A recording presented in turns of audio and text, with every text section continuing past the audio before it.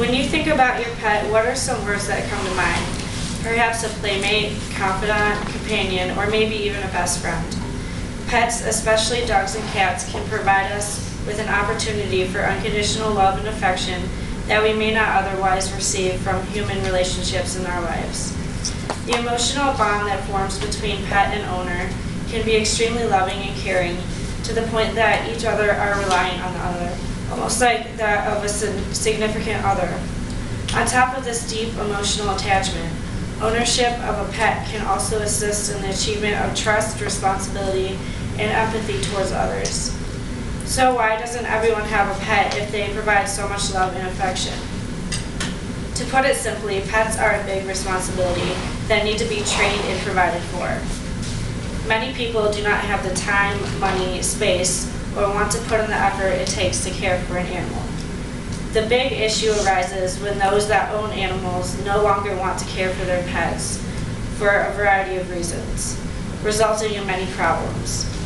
Many people would refer to these problems as animal issues, but in reality it's the people that cause them. We are the ones allowing animals to become overpopulated and neglecting to correctly care for them.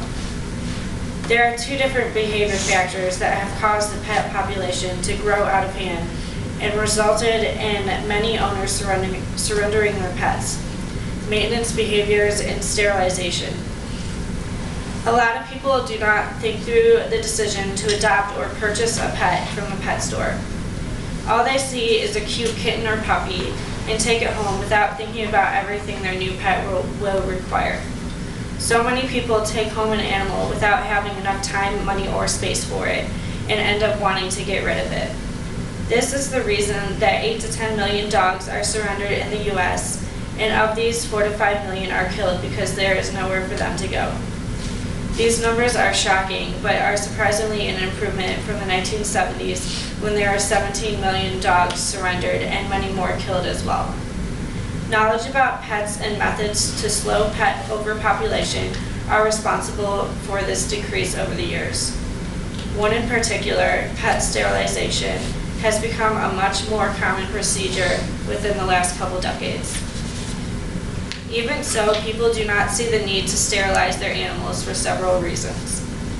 Some believe that sterilization is too expensive, harmful to the animal, inconvenient, takes away a male's masculinity, or that impregnation would be impossible because the animal is too young or confined to a space without other animals.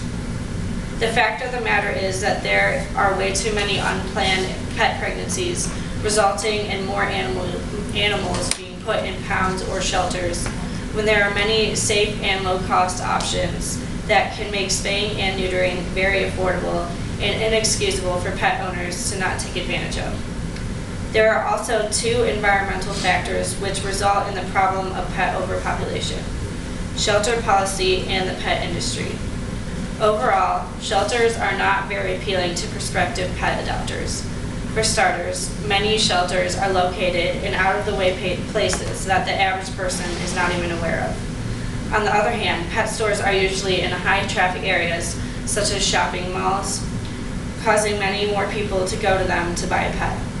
Also, shelters are usually smellier and much dirtier than pet stores, since there are not nearly enough workers to keep up with cleaning at shelters. This can turn away many people that do not want to be exposed to such a filthy atmosphere while picking out a pet. Another problem in shelters is that practically anyone can adopt an animal without being screened first. This is a huge issue because you never know what kind of environment an animal will be brought into. Perhaps the adopter is an abuser, hoarder, or simply unfit to care for an animal. No one would be able to find out ahead of time. Along the same lines, there is no control for repeat offenders. If someone is consistently adopting animals and bringing them into an unsafe environment, it would be impossible to stop that person from adopting and neglecting more animals. Another environmental factor, the pet industry, is very attractive to people, especially those who love animals. Anywhere you look, there are advertisements on TV, in magazines, in newspapers, etc., with cute animals as the focus. These ads are used to sell products, a lot of the time by glamorizing pet ownership and making inappropriate animal behavior seem to be cute. A large amount of pet advertisements have puppies or kittens in the spotlight, making people want to buy the product that they are advertising. What is the problem with this? The pet industry generally shows animals as a form of consumption, just like any other product that a person might buy.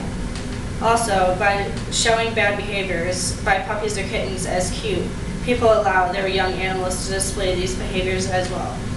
However, once the animals get to be bigger, it is no longer cute and much harder to teach the pet to stop what they have always been allowed to do.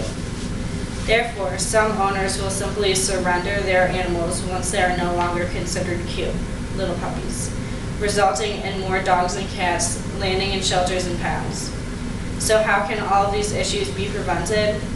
By spaying and neutering, adopting from shelters instead of buying from a pet store, but most importantly, making sure that people are educated in pet care before adopting a pet. Being prepared to take care of an animal before it is brought home can prevent neglect, pregnancy, and surrendering of the animal later on because of the responsibility was too much to handle. Although puppies and kittens are cute and cuddly, if more people stopped and considered the grown dogs and cats they will become, many of animals would not be homeless and pet overpopulation would not be the big issue that it is now.